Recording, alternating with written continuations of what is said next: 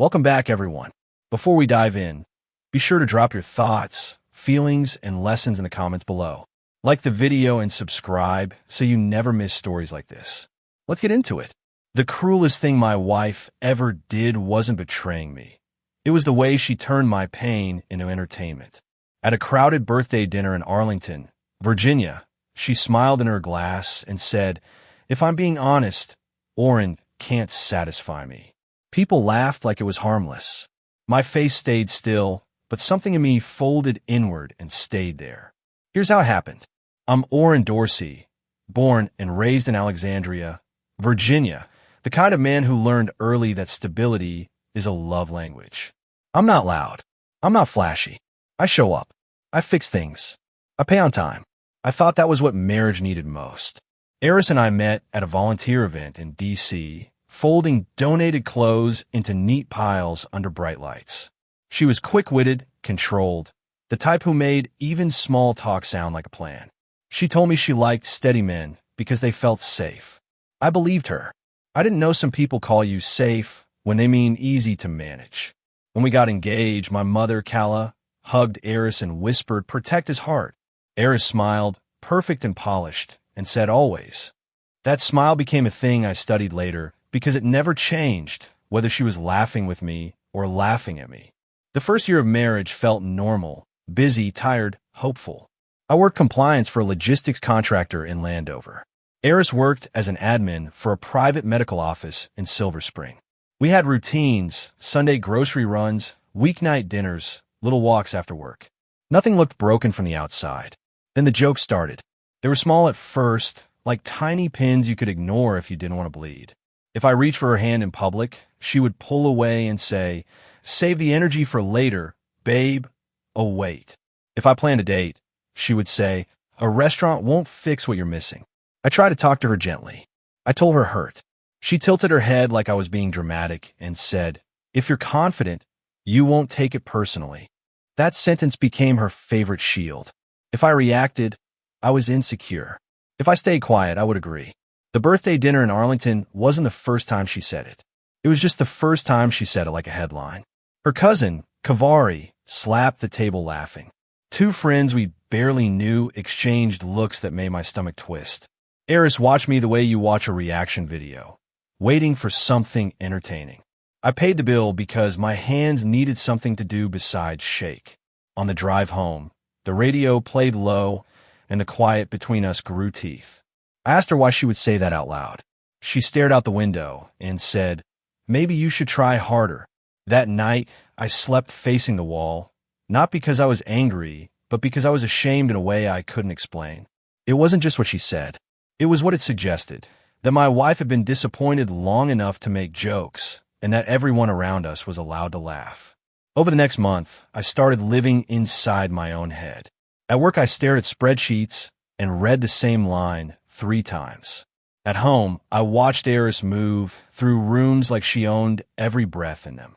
I caught myself apologizing for nothing, just to keep the peace. I made a doctor's appointment in Bethesda, even though I wasn't sure what I was looking for. The doctor asked routine questions, ran routine labs, and told me I was healthy. He suggested stress could affect intimacy and recommended therapy. I walked out holding a pamphlet like it was proof I had failed the test. When I told Eris I wanted couples counseling, she laughed once, short and sharp. "Counseling won't make you somebody else," she said. Then she kissed my cheek like a reward for trying and went back to scrolling on her phone. That kiss felt like a pat on the head. I tried fixes that weren't really fixes. Nicer dates, better communication, earlier nights, small gifts. I cleaned more. I took more off her plate. I thought love was effort, so I kept pouring effort into a cup with a crack at the bottom. Eris started staying late at work. It didn't sound suspicious at first because her office had odd hours and she handled scheduling. But the late nights became a pattern, then a ritual. She would come home smelling like someone else's perfume, then claim it was a patient's cologne or the elevator. She also started doing something new, turning my concern into comedy. If I asked where she had been, she would say, "Here we go, Mr. Insecure." If I asked why she was distant, she would say, "Distance is safer for you." She turned every question into proof I was the problem. My sister, Jolene, noticed before I admitted it. We were eating lunch in National Harbor when she studied my face and said, "You look like you're bracing for impact." I tried to laugh it off. She didn't laugh back. "If she's humiliating you," Jolene said, "that is not a joke." I didn't want to believe my marriage was becoming a place I had to survive. I told myself every couple struggles. I told myself Eris was stressed. I told myself I could fix it if I stayed calm. I didn't realize calm can turn into silence, and silence can turn into permission. The second big moment happened at a game night in Bowie, Maryland. Eris invited friends from her office, women I didn't know well, all bright smiles and sharp eyes. They drank wine, played cards, and made comments that sounded like jokes until I noticed how coordinated they were. One of them, Norel, lifted her cup and said, "Eris, you're strong." Not every woman could stay loyal through challenges. Eris sighed like a heroine in a tragic movie and said, "Love requires sacrifice." Then she glanced at me, and the room laughed again. I sat there feeling like furniture. Not angry furniture. Cheap furniture. Something you don't mind scuffing because it was never valuable to you. When the guests left, I told Eris I couldn't do this anymore. The jokes, the public digs, the way she let other people disrespect me. She stared at me, unbothered. "Then leave," she said, and went to bed. No apology. No softness. No fear of losing me. That was the moment I understood the balance. I was the one trying to keep the marriage alive, and she knew it. The next morning, I went to work early and sat in my car for 20 minutes, staring at the building. I asked myself a question that scared me. If she never changed, could I live like this for 10 more years? The answer arrived fast, simple, and heavy. No, I didn't confront her right away because I needed facts, not feelings. I had learned that feelings could be twisted into insecurity. Facts were harder to laugh at. So I started paying attention. Dates, times, inconsistencies, patterns in her stories. I felt like a stranger in my own home, taking mental notes like a witness. One Wednesday night, while folding laundry, her phone lit up on the bed. The screen flashed a preview from a contact saved as Norel, work. The message said, "Keep blaming him so he won't ask questions. He'll sign once he feels guilty." My hand stopped moving. The room felt too quiet, like the air had been sucked out. I didn't scroll. I didn't panic. I took a photo of the screen with my own phone, then put her phone back exactly where it was. If she was building a story, I needed to see the whole plot. Over the next week, I caught more pieces. Eris would leave her phone face up sometimes, confident. Messages flashed, short, clipped, strategic. Don't soften. Keep the narrative. He'll fold. It wasn't just cruelty. It was planned. The why hit me gradually. This wasn't about intimacy. It was about leverage. If she could convince me I was lacking, she could keep me chasing approval while she did whatever she wanted. Shame was her leash. I started checking our shared accounts, not like a jealous husband, but like a man trying to understand his own household.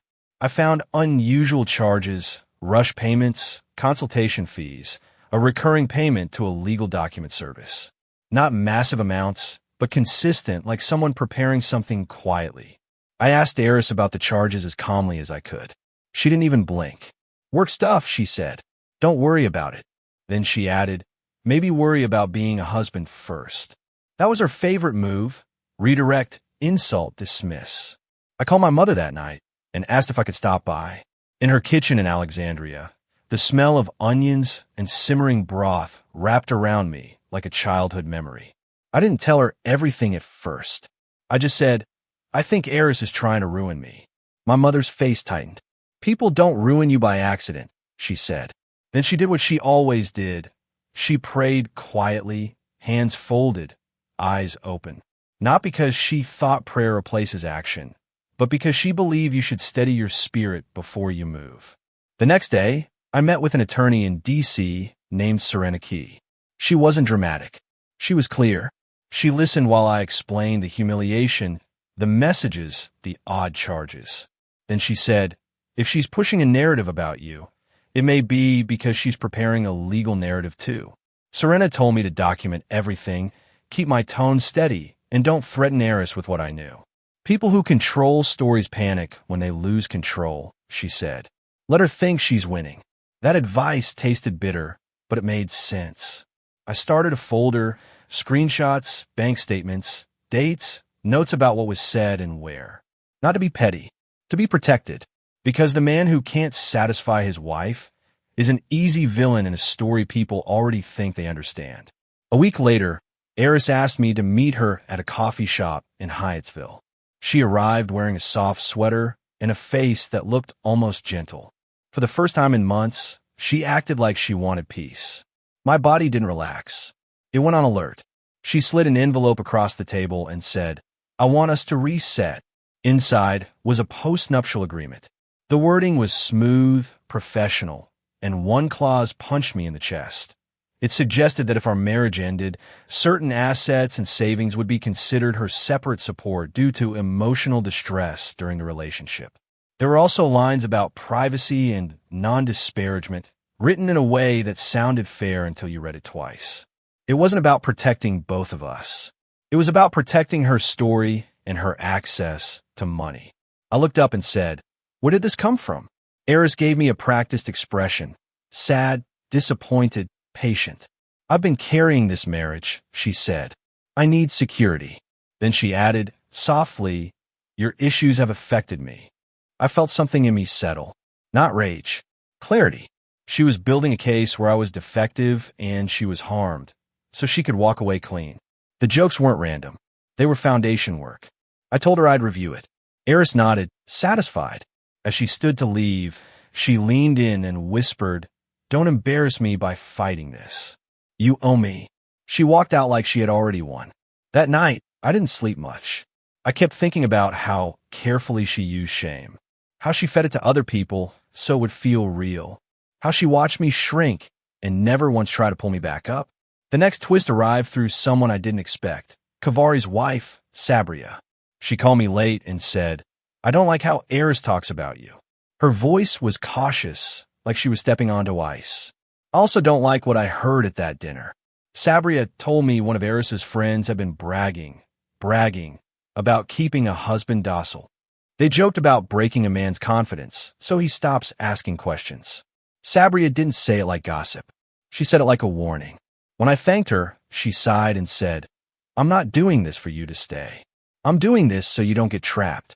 That sentence hit me hard because it named what I had been feeling, trapped by a narrative. I went deeper into the finances and found something worse than the random charges, a quiet transfer pattern. Small amounts leaving our joint account and landing in an account I didn't recognize. It wasn't enough to trigger bank alerts. It was enough to build a private safety net. I asked Eris directly, one calm evening in our kitchen in Fort Washington, "Are you moving money?" She didn't deny it. She smiled like it was cute that I finally noticed and said, "I'm preparing for reality." Then she added, "You're not exactly reliable." That's when I understood the full shape of the cruelty. She would create the problem, then punish me for it. She would undermine my confidence, then call me weak. She would humiliate me, then call me sensitive. It was a loop designed to keep me pleading. I stopped pleading. I started moving quietly. I opened a separate account in my name only, rerouted my paycheck, and kept paying household bills through an agreed method so she couldn't claim abandonment. I followed my attorney's guidance like a map out of a burning building. Meanwhile, Eris kept performing. She told her friends she was staying loyal through hardship. She told my mother I was going through something. She told my sister I was stressed and insecure. She was planting little stories everywhere, so when the big story dropped, people would nod like they already knew. The third twist came from Eris's workplace. She worked around medical records, insurance authorizations, and scheduling, paperwork that required ethics. One evening, I saw an email notification pop up on our shared tablet, logged into the family device. The subject line read, "Compliance review, immediate response required." My stomach tightened. I didn't open it. I didn't need to. The timing, the legal document service, the money transfers, it suddenly looked like more than a divorce plan. It looked like an escape plan from something else, something she didn't want me to ask about. I told Serena about the notification. She went quiet for a moment and then said, "If she's under review at work, she may be trying to secure assets quickly." She may also try to paint you as unstable if she thinks you'll expose her. That night, Eris came home late, eyes bright in a way that didn't match her smile. She set her purse down carefully and said, "We need to finalize that agreement." Her voice carried urgency. When I said I needed more time, her expression snapped cold. "Time is not what we have," she said. The next morning, she hosted a small gathering at Kavari's place in Prince George's County, supposedly family bonding. I knew why she wanted an audience. She wanted to shame me into signing. Public pressure makes private traps feel normal. Eris did what she always did. She turned me into a joke. She raised her cup and said, "Pray for me, y'all. Marriage is humbling." Then she added, loud enough for everyone to hear, "Some women marry love. Some women have problems with marriage." The laughter that followed felt rehearsed. I stood up calmly, the way you stand when you're done being seated in disrespect. I didn't shout. I didn't insult her. I said, "You're right. The truth matters." My voice sounded steady even to me, and that steadiness changed the air. I handed Eris an envelope. Inside were printed screenshots of the messages about keeping the narrative, the post-nup clause, and the transfer pattern, dates included, amounts listed, nothing exaggerated. I also included a simple timeline of the public humiliations, where, when, and who was present. The yard went quiet. Not dramatic quiet, real quiet, the kind that happens when grown people realize they were laughing at someone's harm. Kavari's smile faded. Sabria covered her mouth. Norel, one of Eris's friends, stared at the pages like they were suddenly hot. Eris's face tightened first, then cracked into performance. She tried tears fast, like flipping a switch. "Oren, why are you doing this to me?" she whispered, as if I was the cruel one. Then she reached for the papers to rip them. I held my hand up gently and said, "Don't. Let it stand." Eris looked around, searching for allies, and found fewer than she expected. Because evidence does something gossip can't. It forces people to choose whether they will lie on purpose. Even the ones who didn't like me couldn't pretend the messages weren't real. That's when the connected twist snapped into place. Sabria stepped forward and said, "Eris, is this why your job is investigating you?" Eris froze. Her eyes darted. The word investigating landed like a brick. At that moment, everyone understood the post-nup wasn't about love. It was about a deadline. Kavari asked, "What investigation?" Eris tried to laugh it off, but her laugh came out thin. Sabria didn't back down. "My sister works in billing," she said. "She told me your office is auditing records. Don't play with me." Eris's friends suddenly looked like strangers. Eris's karma didn't arrive as a dramatic scene. It arrived as consequences, fast and unavoidable. Within a week, she was suspended pending review. Then she was terminated. The story that spread wasn't Oren can't satisfy her. The story became, Eris tried to blame her husband while she was scrambling to cover her own mess. The apology came after the fallout, exactly as Serena predicted. Eris showed up at our house in Fort Washington with swollen eyes and a soft voice. "I'm sorry," she said. "I was scared. I didn't mean it. I was under pressure. I needed you." She reached for my hand like she hadn't used that hand as a punching bag. I didn't yell. I didn't gloat. I stepped back and said, "You meant it every time you laughed." Then I added, "You don't get to break me for cover and call it fear." Her face twisted, and for a second the mask slipped. Annoyance, not remorse. I filed for divorce quietly. No social media posts. No speeches. No revenge tour. I let the paperwork speak. The evidence sat where it belonged, and the courts saw what it needed to see. I kept my job, kept my routine, and stopped trying to earn love from someone who only respected leverage. My transformation wasn't loud. It was private and clean. I moved into a modest place back in Alexandria, started a small compliance consulting side business, and rebuilt my sleep one full night at a time. I didn't need the world to clap. I needed peace to be real. Months later, I ran into Eris in a grocery store in Largo. She looked smaller, not physically, emotionally, like someone whose trick stopped working. She opened her mouth like she wanted to speak. I nodded once, polite, distant, and kept walking. Because the truth did speak, and it didn't need my anger to be powerful. It just needed me to stop protecting the lie. And once I did, everything she built on shame collapsed under its own weight, quietly, realistically, and for good. If you love how he stayed calm and let the evidence speak, share this with someone who's been gaslit into silence. And comment one word: clarity, because the quiet comeback always hits the hardest. The end.